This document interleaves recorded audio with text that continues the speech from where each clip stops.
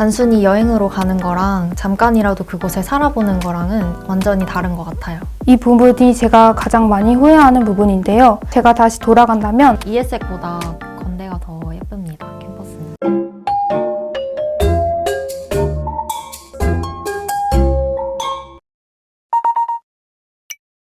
안녕하세요. 첨단바이오공학부 21학번 반유희입니다.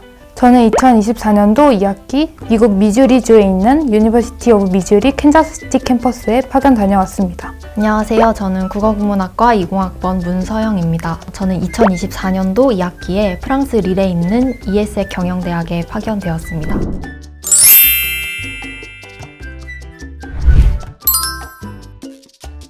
학교마다 상이하지만 대부분 미주권 학교에서는 토플이나 IELTS 같은 어학 성적을 요구하고 있습니다.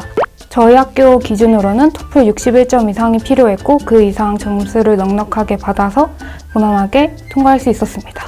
그리고 특히 미주권 같은 경우는 몇몇 학교들은 커트라인이 매우 높은 경우가 있기 때문에 미리미리 준비를 하시는 게 좋을 것 같아요. 다음으로 지원 시점 기준으로 평점 3.0 이상이 필요합니다. 또 본교 성적과 어학 성적이 서류평가에서 30%씩 반영이 되는데요. 저는 그렇게 눈에 띄게 좋은 성적이 아님에도 쉽게 합격할 수 있었습니다. 제 개인적인 생각으로는 커트라인만 잘 넘길 수 있다면 그 이상은 다른 전형 요소에서 충분히 만회하실 수 있을 거라고 생각합니다. 제가 일지망으로 지원했던 ESEC 같은 경우는 토플 점수 커트라인이 80점이었고 제 토플 점수는 90점이었습니다. 저는 원래 미주권 대학에 지원할 생각으로 토플 시험을 쳤던 건데 유럽 국가 대부분은 토익 점수도 보기 때문에 토익을 준비하는 게 더 좋습니다. 그리고 학교 성적 같은 경우에는 지원 당시 4.23점이었습니다. 학교 성적이나 어학 성적이 높을수록 유리하겠지만 지원하고자 하는 학교가 특히 인기가 많거나 선발 인원이 아주 적은 경우가 아니라면 커트라인만 넘겨도 충분히 지원해볼 만하다고 생각합니다.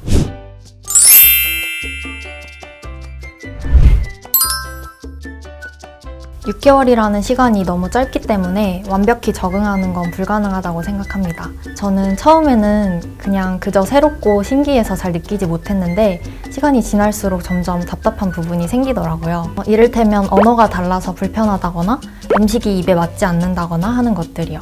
표지판에 있는 단어도 잘 읽을 수 없고 지나가는 사람들이 무슨 얘기를 하는지 알아들을 수 없는 게 단순 여행객의 입장이 아니라 그곳에서 생활해야 하는 입장에서는 살짝 외롭게 느껴지기도 하더라고요. 그리고 저는 한식이 너무 그리워서 그 부분이 제일 힘들었던 것 같아요.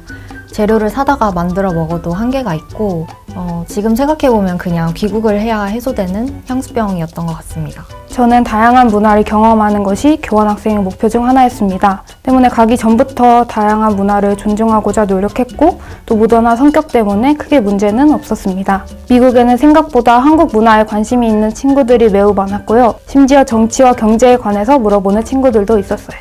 저는 기숙사에서 살았기 때문에 수업 시간 이외에도 모든 생활 시간에 외국인 친구들과 함께 할 수 있었는데요. 그 덕에 금방 친해지기 좋았고 또 먼저 인사하고 스몰톡을 하는 미국 문화 덕분에 금방 친해지기 쉬웠습니다.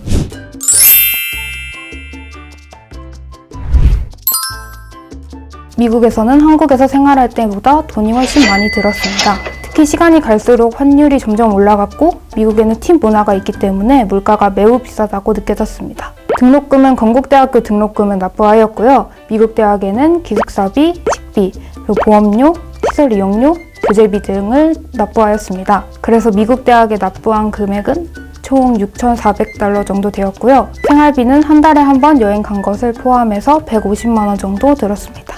우선 교환학생은 본교에 등록을 하고 파견이 되는 시스템이기 때문에 등록금은 원래대로 내면 됩니다. 그리고 기숙사 월세는 전기수도세 포함 한 달에 500유로, 한화 80만 원 정도로 냈었습니다. 기숙사에서 생활할 때 끼니는 거의 만들어 먹었는데 장보기 물가는 한국이랑 비슷했어서 한 달에 50만 원 정도면 넉넉히 생활할 수 있었어요. 문제는 여행 경비인데 이 부분에 따라서 같은 지역, 같은 기간으로 교환학생을 간 사람들끼리도 비용이 천차만별이었어요. 저는 한 지역에 오래 머무는 걸 좋아하기도 하고 총 13개 국가, 25개 도시를 여행했어서 경비가 꽤 많이 든 편입니다.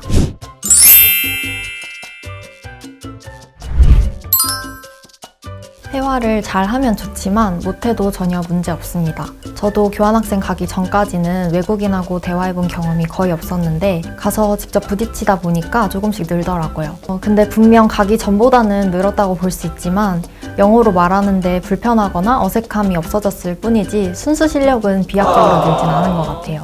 일단 어쩔 수 없이 한국인 친구들하고 지내는 시간이 더 많기도 했고 제가 갔던 학교는 교환학생들끼리 듣는 수업이 대부분이었어서 외국인이더라도 영어를 못하는 친구들도 많았거든요. 그래서 레스토랑에서 주문을 하는 등 기본적인 회화가 가능한 수준이라면 그 이상으로 실력 향상을 하기 위해서는 조금 더 노력을 해야 되는 것 같아요. 저는 기본 여행 회화만 가능했음에도 잘 적응할 수 있었습니다. 그럼에도 전공 수업을 들을 때는 어려움이 있었는데요. 토론식 수업에서는 10명 이상의 학생들이 영어로 대화를 해야 하는 경우가 있었는데요. 교수님이나 학생들 모두 제 모국어가 영어가 아닌 것을 잘 이해해 주시고 도와주셔서 금방 적응할 수 있었습니다.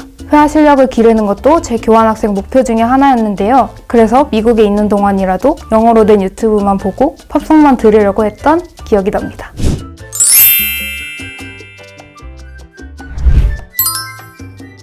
무조건 장점이 많다고 생각합니다. 단순히 여행으로 가는 거랑 잠깐이라도 그곳에 살아보는 거랑은 완전히 다른 것 같아요. 지내다 보면 좋은 부분도 있지만 분명히 불편한 부분도 생기는데 그런 차이를 직접 겪어보면서 우리나라의 모습과 비교도 해보고 또 그 상황에 놓여있는 나에 대해서 새롭게 발견하게 되기도 하고요. 또 다양한 도시로 여행을 다니면서 보고 배운 것들은 제가 앞으로 살아가는데 아주 큰 재산이 될 것 같습니다. 교환학생 프로그램을 통해 정말 다양한 사람을 만날 수 있었습니다. 미국이라는 새로운 환경에 놓여져서 저와 다른 사람들을 만날 수 있다는 게 큰 장점이었습니다. 그래서 삶의 가치관도 많이 변하고 긍정적이고 밝아졌다는 생각이 많이 들었습니다. 외국에서 혼자 지내면서 다양한 문제들을 스스로 해결하며 더 큰 꿈을 꾸게 되기도 했습니다.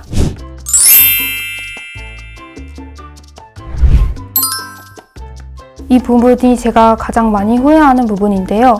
당시에는 제가 진로를 결정하지 못한 상태라 더 많은 경험을 하고 넓은 세상을 보는 것만이 교환학생의 목표였습니다. 교환학생에 다녀와서 진로를 결정한 이후에는 전공 관련된 활동을 더 많이 하고 학업에 신경 썼으면 좋았을 거라는 생각이 들었습니다. 예를 들어 제가 다시 돌아간다면 파견 나가기 전에 학교 홈페이지에서 실험실을 미리 찾아보고 교수님과 컨택을 통해 학부 연구생으로서 활동했을 것 같습니다. 미국에서 다양한 장비를 사용해보고 또 연구 동향에 대해 크게 알아보지 못한 것이 아쉬움으로 남았습니다. 또 장학 프로그램을 함께한 친구들 중에서는 교환학생이 끝난 이후에도 랩실에서 연구생 활동을 하는 경우도 있었어요. 특히 미국 대학으로의 대학원 진학 생각이 있으시다면 꼭 미리 컨택해 보시는 걸 추천드립니다. 사실 교환학생을 통해서 학업적인 성취를 얻는 건 쉽지 않을 것 같아요.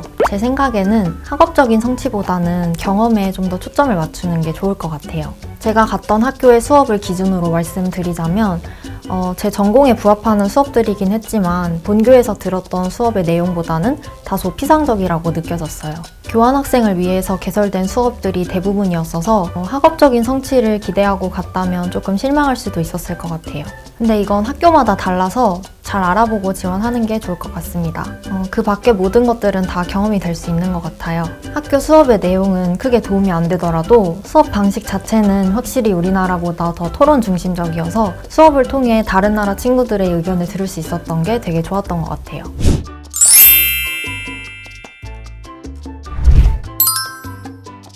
이것도 학교마다 매우 다르지만 제가 갔던 학교는 익스텐시브 수업과 인텐시브 수업으로 형식이 나뉘어 있었어요. 전자는 본교에서처럼 매주 그 시간에 해당 과목을 듣는 거였고 후자는 한 주차에 한 과목이 끝나는 거였어요. 그래서 인텐시브 수업으로만 시간표를 짜면 내가 원하는 주차에만 학교를 가고 수강 신청을 하지 않은 주차에는 여행을 다닐 수 있었습니다. 근데 익스텐시브 수업을 듣더라도 화수목에만 수업을 신청하고 나머지 금, 토, 일, 월은 여행을 다니는 친구들도 많았습니다. 미국은 정말 크고 넓기 때문에 미국 안에서만 여행을 해도 다양한 문화와 환경을 접할 수 있습니다. 저는 비행기나 암트랙을 타고 미국 전역을 여행할 수 있었습니다. 개강 전에는 서부 여행을 했고 종강 후에는 동부와 남부 여행을 했습니다. 학기 중에는 시카고, 덴버, 워싱턴을 여행했습니다. 특히 가을 학기에는 거의 일주일간의 가을방학이 있기 때문에 이를 활용해 보시는 것도 좋을 것 같습니다.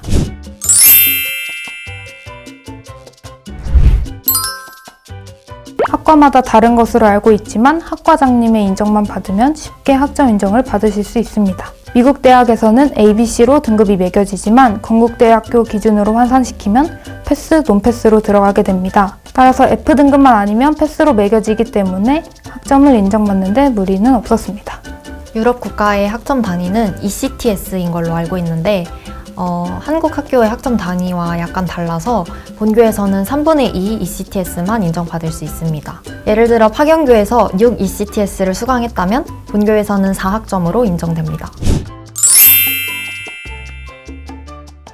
저는 미국에서 잘 먹고 잘 운동해서 몸도 건강해지고 다양한 일을 겪으며 멘탈도 단단해졌다고 생각합니다. 대학생으로서 타지에서 100% 혼자 생활하고 공부해보는 경험은 다시는 잊지 못할 추억이 되었습니다. 교환학생은 4학년 1학기까지 지원이 가능하니 더 늦기 전에 도전해보세요. 교환학생을 고민하고 계시다면 저는 무조건 추천을 하고 싶습니다.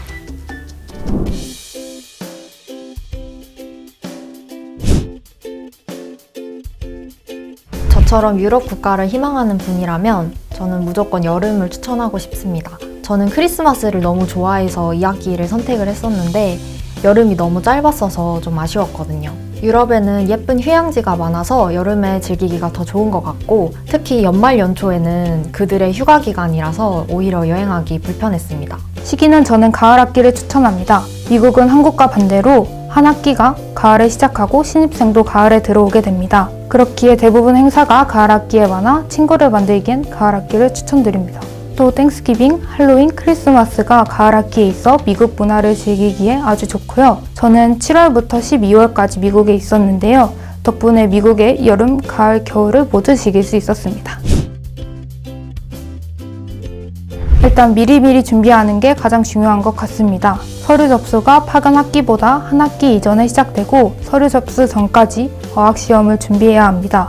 또 그 어학시험 결과가 나오는데도 시간이 걸리다 보니 미리미리 준비하는 게 가장 중요한 것 같습니다. 또 미주권은 물가가 매우 비싸기 때문에 미리 교환학생 장학금을 찾아 경제적 부담을 더는 것도 중요합니다. 최대한 체력을 길러서 가는 걸 추천합니다. 특히 외출하면 기가 빨리는 내향형이라면 더더욱 조금 더 각오를 하고 가는 게 좋을 것 같아요. 저는 한 4달이 지난 이후쯤부터는 좀 많이 지쳐서 여행을 다녀도 처음만큼 신나게 즐기지 못한 게 아쉽기도 했거든요. 친구 사귀는 꿀팁은 공통점을 찾는 게 제일 효과적이었던 것 같아요.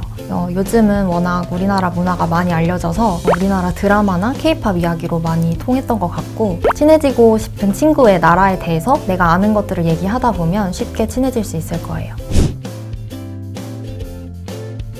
제가 가장 기억에 남는 것은 필름 수업을 통해 다큐멘터리를 제작하고 또 시사회를 한 경험입니다. 제가 직접 미국에서 생물학자를 섭외했고 친구들과 팀을 꾸려 그분을 인터뷰하고 일하시는 모습을 촬영할 수 있었습니다. 당시에 미주리 지역의 사슴의 림프를 분석하고 사슴의 개체수를 조절하는 연구를 하고 계셨는데요. 촬영날 운이 좋게 샘플을 구할 수 있었고 인터뷰에 진심으로 응해주셔서 감사했던 기억이 있습니다. 또 기획부터 촬영까지 팀으로 함께하며 영어로 소통하는 법을 배울 수 있었습니다.